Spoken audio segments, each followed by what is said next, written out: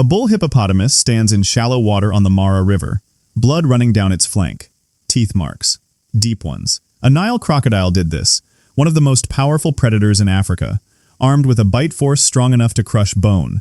But the hippo is still standing, and the crocodile is gone. This scene repeats itself across rivers in Kenya, Tanzania, Zambia, and Botswana more often than most people expect.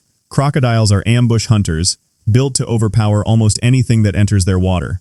Wildebeest, zebra, buffalo, even lions if they get too close to the bank. Hippos should be an easy target. They are slower on land, clumsy out of the water, and spend most of the day submerged.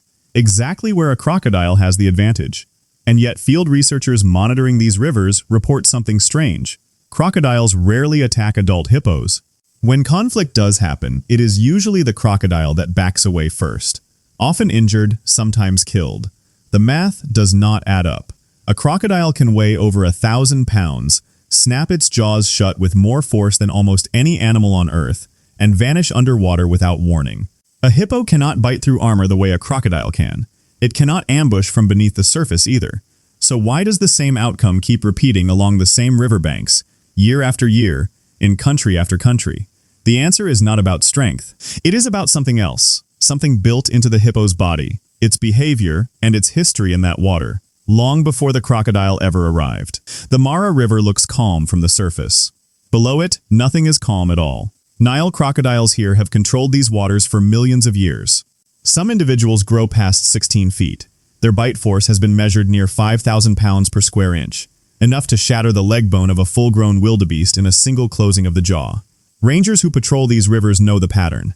A crocodile waits motionless for hours, sometimes days, eyes barely above the waterline. Then it strikes in less than half a second. Almost nothing reacts in time, except the hippo. In 2018, wildlife researchers observing a river crossing in the Serengeti recorded something that did not fit the pattern. A large crocodile approached a young hippo separated from its pod. The attack looked certain. Instead, the crocodile broke off the approach. It didn't strike. It didn't circle. It retreated toward deeper water, and the hippo barely reacted at all. To researchers watching, it looked almost like hesitation, fear, even in an animal that fears almost nothing. That single moment raised a bigger question. If a fully grown Nile crocodile can kill prey twice the size of a hippo calf in seconds, why would it choose to walk away from an animal already within striking range? Something about the hippo was different. Not its size, not its speed. Something the crocodile's instincts recognized immediately, and something humans wouldn't fully understand until they looked closer at what happens beneath the surface, in the dark water where hippos spend most of their lives. That's where the real explanation begins. Beneath the surface, hippos don't behave like prey. They behave like something else entirely. Researchers studying hippo movement in Zambia's Luangwa River noticed a pattern most visitors never see. Hippos don't drift or float passively in deep water. They walk along the riverbed, in near-total darkness, moving with a strange, deliberate control. That control matters more than it first appears. A hippo can close its nostrils and ears completely underwater. It can hold its breath for up to 5 minutes. And even at nearly 3,000 pounds, it can push off the riverbed and move with a speed that startles even experienced trackers. Speed isn't the surprising part. The surprising part is what happens when a hippo feels threatened. In multiple documented encounters across Kenyan game reserves, rangers watched adult hippos turn directly toward approaching crocodiles instead of retreating, not fleeing, advancing. One ranger described watching a hippo open its jaw to nearly 150 degrees, wide enough to expose canine teeth almost 20 inches long enough to puncture a crocodile's skull. That detail alone reframes everything. The crocodile isn't the one holding the advantage in this water. It never was. But teeth and size still don't fully explain why crocodiles, animals with almost no natural predators as adults, treat hippos with something close to caution. There had to be another factor. Something rooted deeper than anatomy. Something connected to how hippos already claim this water, long before any crocodile enters it. And that discovery would force scientists to rethink the entire hierarchy of the river. The answer starts with something researchers almost missed. Hippos don't just live in rivers.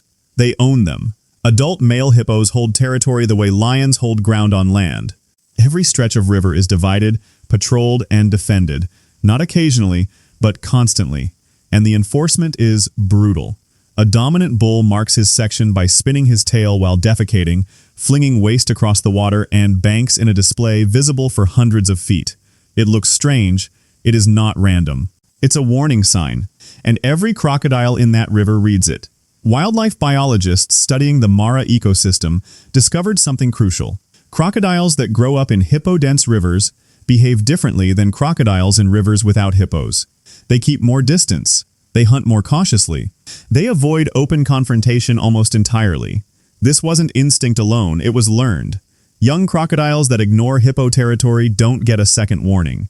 Multiple field reports describe crocodiles found with crushed ribs, broken jaws, and deep puncture wounds. Injuries consistent with a hippo's bite, not a rival crocodile's. Some of those crocodiles didn't survive. Word doesn't spread among crocodiles the way it does among humans. But consequences do. Every crocodile that challenges a hippo and loses removes itself from the gene pool and from the lesson pool for others nearby. Over generations, an entire population adjusted its behavior. Not because hippos were faster, not because they were smarter, because they were willing to do something crocodiles, for all their power, generally are not. And that willingness has a name, one that changes how we should think about power in the animal kingdom entirely. That word is aggression without hesitation. Not rage, not panic, something closer to unwavering commitment. Researchers who study predator behavior have a term for it. Risk asymmetry. A crocodile calculates. It waits for the safest possible strike, and if the odds shift, it disengages. Its entire hunting strategy depends on certainty. A hippo doesn't calculate the same way. When a hippo commits to a confrontation, it does not calculate a retreat point first. That difference changes everything in the water. In 2015, a photographer along the Mara River captured a moment that later circulated among wildlife biologists as a case study. A crocodile had seized a young wildebeest mid-crossing. A nearby hippo, unrelated to the wildebeest and with nothing to gain, charged directly into the struggle. The crocodile released its grip almost instantly and fled downstream. To some observers, it looked like an act of protection. Biologists were more cautious. They pointed to something simpler and, in some ways, more unsettling. Hippos often attack disruptions in their territory, regardless of what caused them. The crocodile wasn't punished for hunting, it was punished for existing too close. At the wrong moment, in water a hippo already considered its own. That single distinction reveals something larger about the entire river ecosystem. A hidden hierarchy most people never notice, built not on who eats whom, but on who controls the ground beneath the surface. And once researchers understood that hierarchy, an old assumption about Africa's most feared predator completely collapsed. Every crocodile in that river already knows something most visitors never see. The Nile crocodile is not losing to size. It is not losing to teeth or bite force. It is losing to something rivers rarely reward, an opponent that refuses to calculate risk the way every other animal does. Hippos don't ambush. They don't need to. Their power comes from constant, absolute presence. A hippo doesn't decide moment to moment whether a fight is worth it. The decision was made generations ago, passed down through territory, memory, and consequence, until it became instinct. A crocodile can outmaneuver almost anything that enters the water. It cannot outmaneuver an animal that was already standing there, unwilling to move, before the crocodile ever arrived. That's the piece most people miss when they picture Africa's rivers.